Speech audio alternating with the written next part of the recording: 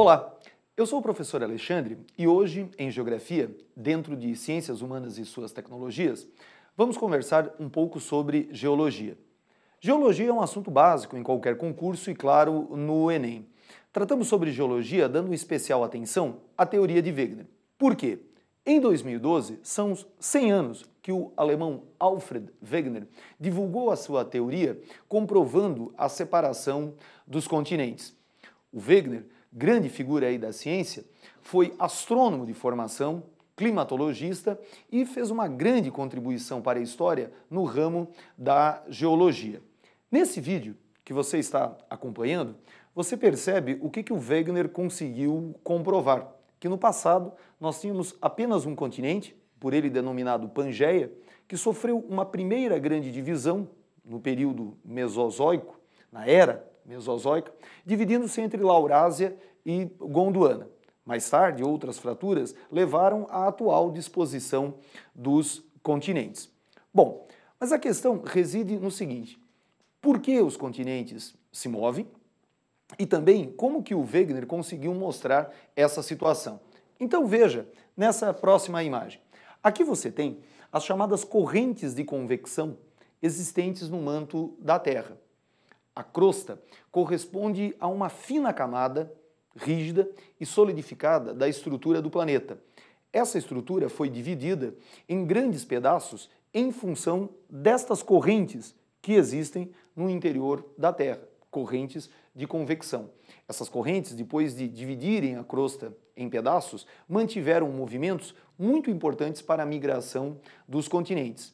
Além da migração dos continentes, esta situação é responsável pela existência de terremotos, pela existência de vulcões, dobramentos, falhas e também, como consequência, em áreas litorâneas, a ocorrência dos tsunamis. Caso do ano passado, em 2011, aquilo que vimos no Japão. Muito bem, mas observe agora esse próximo mapa que mostra a crosta terrestre dividida em seus pedaços, as placas tectônicas. Acompanhamos, durante muito tempo, a localização das principais áreas com a ocorrência de vulcões e de terremotos. Assim, descobrimos onde estão essas divisões e onde as placas tectônicas se afastam, colidem e tudo mais. Então, nesse mapa, onde nós temos estes pontos vermelhos e os pretos, são as áreas principais do planeta onde nós temos as ocorrências de vulcões e de terremotos. Aqui vale a pena algumas observações diante das questões que nós já observamos em diversos concursos. Observe, nós temos então estas linhas que definem onde estão as placas tectônicas. Perceba que existem mais placas tectônicas do que continentes. Vamos a um exemplo. Perceba a placa tectônica em que está localizado o Brasil. Essa placa tectônica inicia no centro do Oceano Atlântico e se estende até a região aqui do Oceano Pacífico, onde a placa, conhecida como placa de Nazca, colide com a nossa placa, que é a placa da América do Sul. Muito bem. O Brasil integra o continente americano, muito bem, mas veja, o continente americano tem, com destaque, a placa sul-americana, a placa do Caribe, a placa da América do Norte.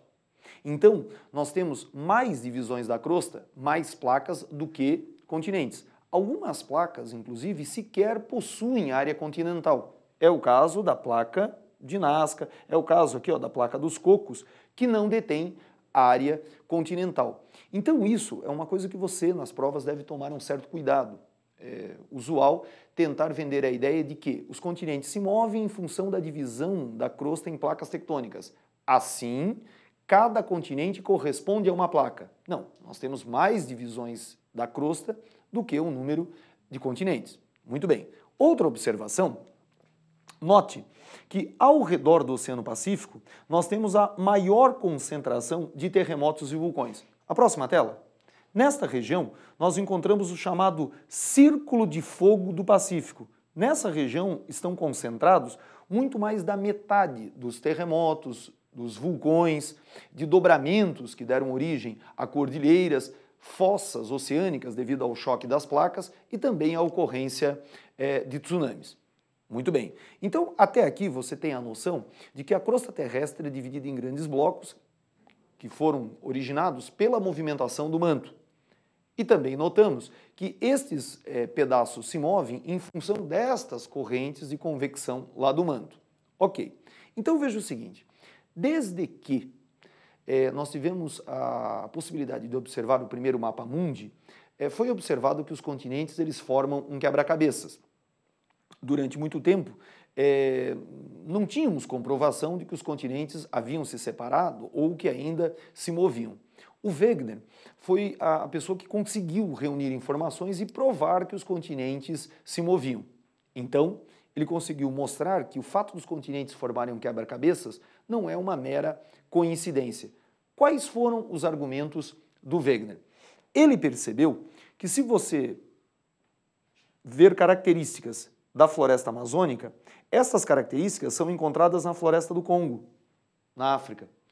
Se você observar as características da savana africana, são muito semelhantes às características do cerrado no Brasil, até chamado de savana brasileira.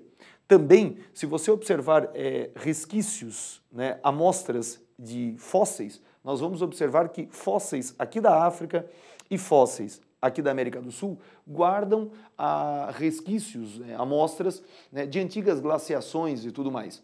O que foi decisivo para que o Wegener mostrasse que realmente os continentes haviam se separado foi o recolhimento de amostras de rocha no centro dos oceanos. Nesta região, foi observado que as ilhas são formadas apenas por rochas vulcânicas, de um tipo de rocha chamado basalto, sem a presença de fósseis.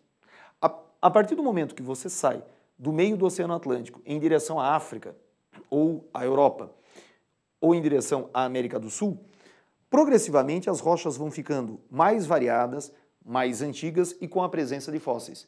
Então o Wegener ele mostrou o seguinte, que no meio dos oceanos ocorreu a saída de material vulcânico e esse material vulcânico expandiu o assoalho dos oceanos. Então no centro você tem material recente, vulcânico, e à medida que você vai à África ou à América, essas rochas vão ficando progressivamente mais antigas e com fósseis. Então ele mostrou que o fato da África encaixar na América do Sul não é uma mera coincidência. Quando Wegener divulgou as suas ideias em 1912, muitos não acreditaram nele, achando que ele poderia ter cometido algum agafe, que ele poderia ter montado estas amostras de acordo com o seu interesse. Quando ele faleceu, na década de 1930, essa dúvida ainda persistia, mas ele insistia na sua ideia, dizendo que ela tinha cabimento, e ele ainda dizia que os continentes ainda apresentam movimento porque nós temos a ocorrência de terremotos, temos a ocorrência de vulcões e tudo mais. Mais tarde, com o advento de satélites, do radar, com as melhorias nas datações das rochas, o que conseguimos fazer? Provar a teoria de Wegener e esta situação do afastamento dos continentes, com rochas mais recentes no centro dos oceanos e mais antigas em direção às áreas continentais, ela foi mostrada também em áreas do Oceano Índico, em áreas também do Oceano Pacífico. Então vamos lá, até aqui você viu que a crosta é dividida em pedaços, ela tem movimento devido às correntes de convecção, e observamos também que o Wegener, a partir do encaixe dos continentes e observando amostras de rocha, conseguiu mostrar que os continentes se afastaram. Hoje nós realmente sabemos que eles se afastaram e que têm movimentos. Alguns desses movimentos, eles são particulares, especiais e cobrados nas provas. Vamos vê-los? A próxima tela. Aqui você tem um movimento de atrito entre as placas tectônicas. Essa é a região da Califórnia, nos Estados Unidos, onde fica a famosa falha de Santo André. Vamos vê-la? A falha de Santo André, ela é uma falha fantástica, uma falha incrível, porque ela é visível, A maior parte dos lugares onde duas placas se encontram, veja, aqui está a divisão das placas.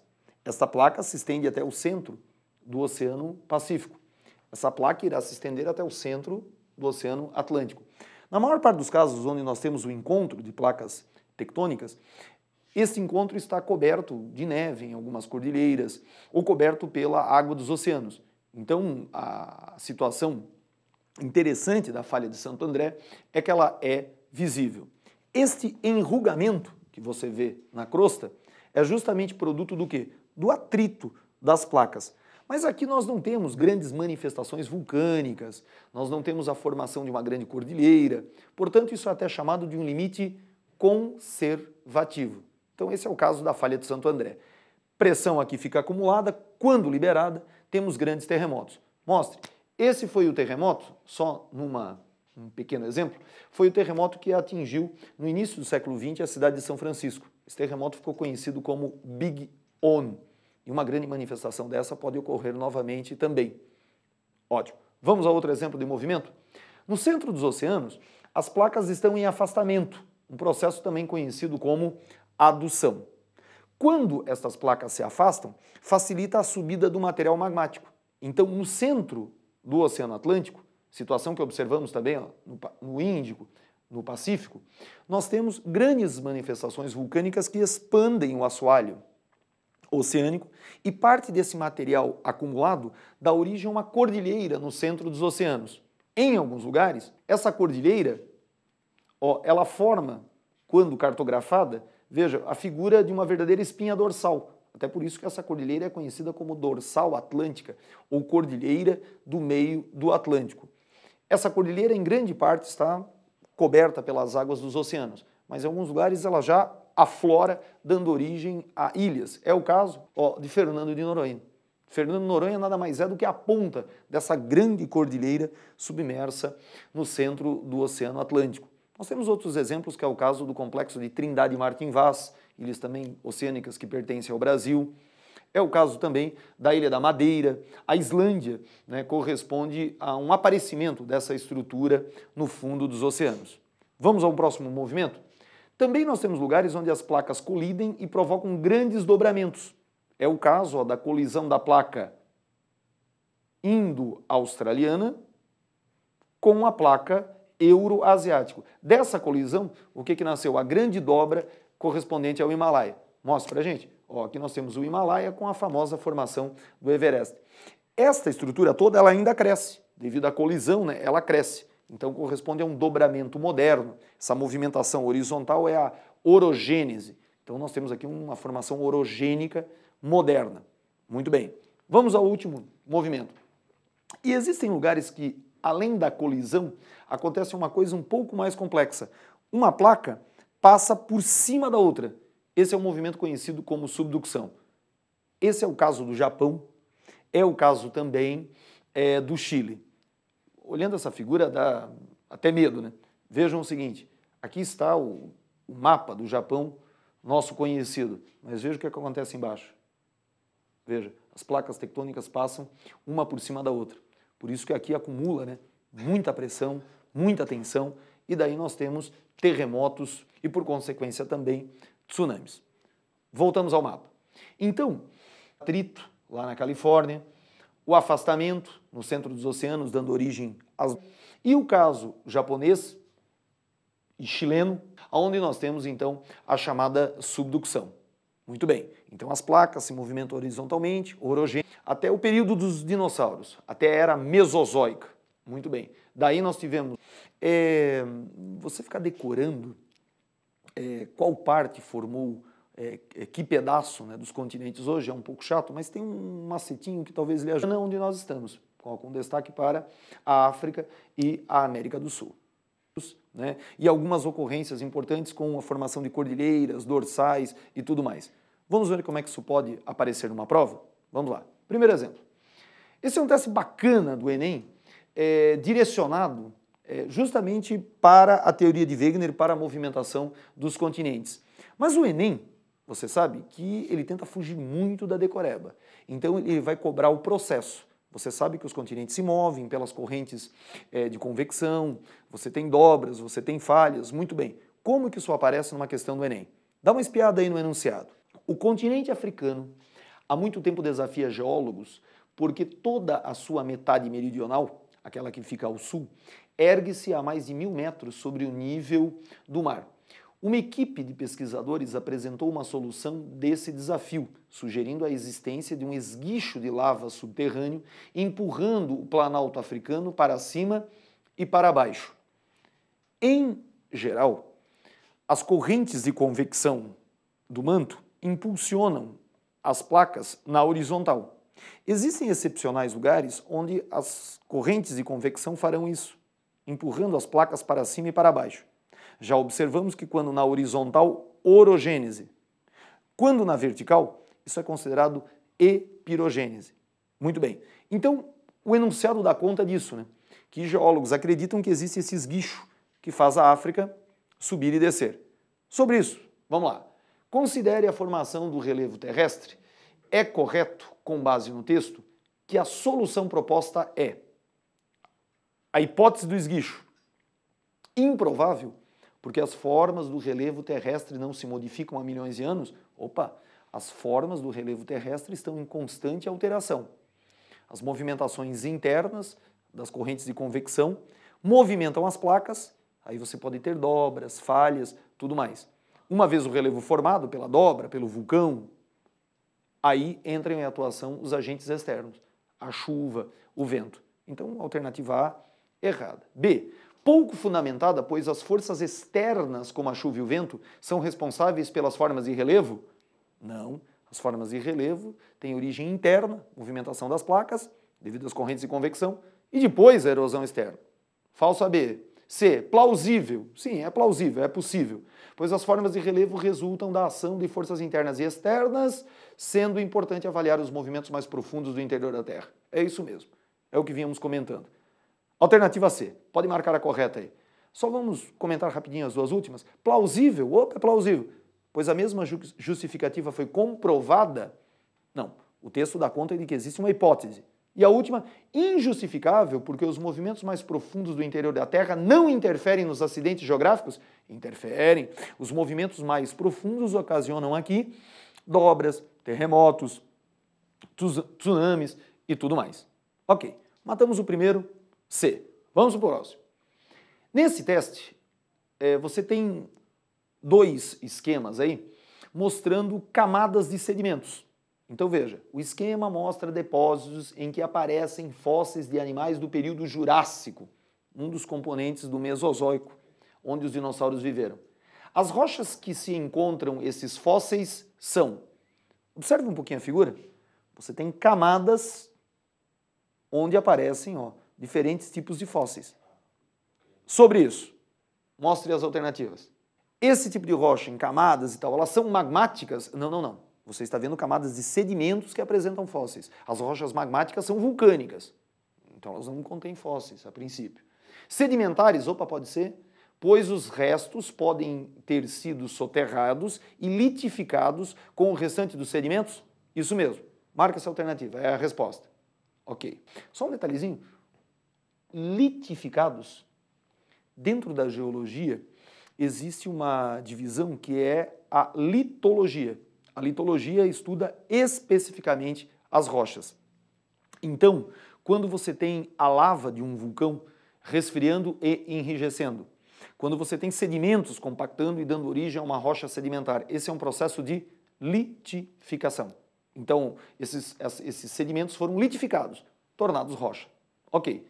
Vamos rapidamente ver os demais? Magmáticos, já vimos que não são, porque os magmáticos são rochas de vulcão. Sedimentares?